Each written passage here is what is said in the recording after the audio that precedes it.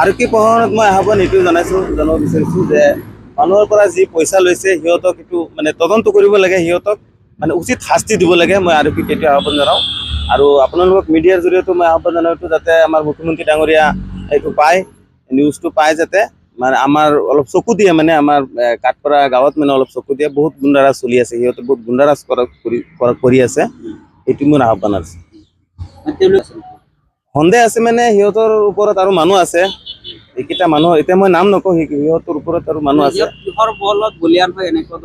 মানে সিহঁতৰ লগত গাঁওবুঢ়া আছে, চৰকাৰী গাঁওবুঢ়া এজন আছে, মিলি আছে, সেইটো কাৰণে মানে সাহস কৰে। মানে কিবা এটা কামত সিহঁতে গাঁওবুঢ়া মানে হেৰি তাত লিড লয়।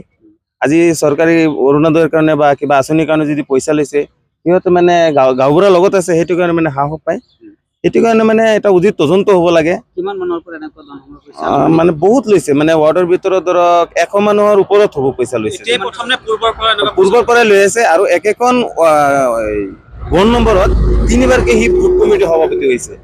এতিয়া বুথ কমিটিৰ সভাপতিক ৰাইজে মানে মান্তি হোৱা নাই, সেইটো কাৰণেও ডিষ্ট্ৰিক্ট অফিচত কমপ্লেইন গৈছে। ৰাইজে ৰাজহুৱা চহী কৰি মানে কমপ্লেইন দিছে।